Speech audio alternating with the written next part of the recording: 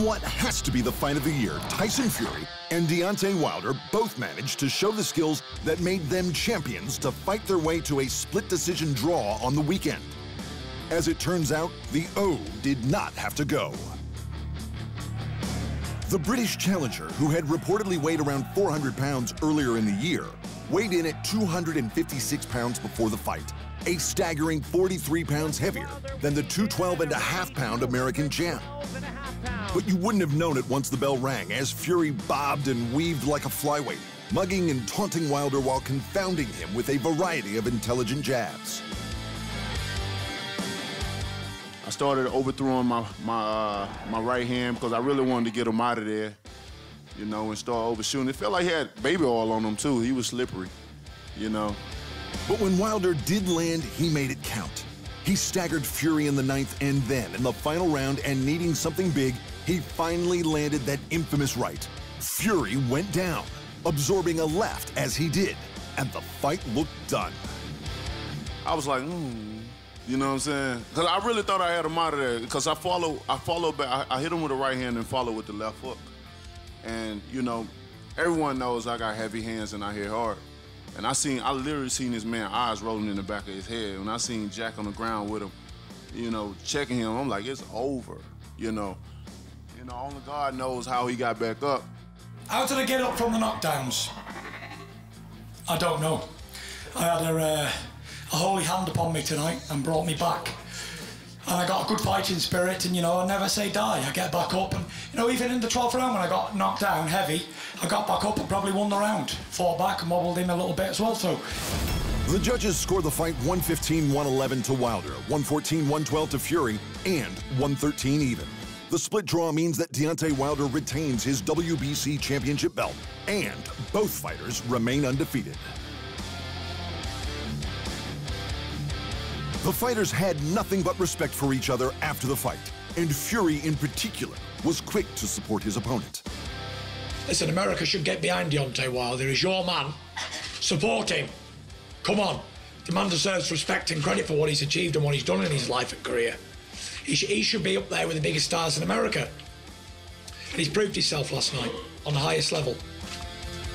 Of course, all talk then turned to a rematch, and both fighters were keen on the prospect. And former man of the moment Anthony Joshua no longer looked like the de facto next choice. Me and Fury put on a hell of a performance tonight. And I'd love to go back into a rematch, or I'd love to fight Joshua. So I think I'm in a win-win situation. Irrespective of if you get a draw or whoever won the fight, it's one of those fights that you want to see it again. And we want to do it again. But we want it in the UK. That's where it should be, the next one. Alexander Gvozdyk has scored an immense upset in the light heavyweight division, handing former champion Adonis Stevenson his first loss in 10 defenses, with a 6-punch combination that sent Stevenson to the hospital. Stevenson was placed in an induced coma in critical condition, but has since been declared stable as he improves. Get well soon, champ. At heavyweight, Mark Hunt retired from the UFC over the weekend, ending his legendary run with a disappointing decision loss to Justin Willis. In his near 20-year career, Hunt fought everyone, everywhere. He was a K1 Grand Prix champion in 2001 and fought stars like Josh Bennett, Mirko Cro Cop, and Fedor Emelianenko in Pride before being acquired by the UFC. The Super Samoan made a name for himself by delivering some of the greatest walk-off knockouts combat has ever seen, including stunners against Stefan Struve and Roy Nelson. And one championship has pinched another UFC fighter, this time human action figure Sage Northcutt, who will bring his elite karate stylings to the one cage next year.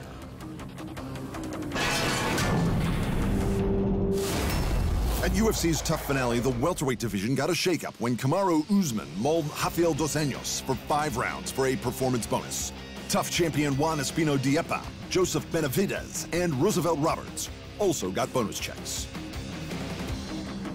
The next night in Australia, Shogun Rua and Sodiq Yusuff blasted their way to an extra 50 grand, while Kai Kara France and late notice opponent Elias Garcia left it all on the mat for fight of the night.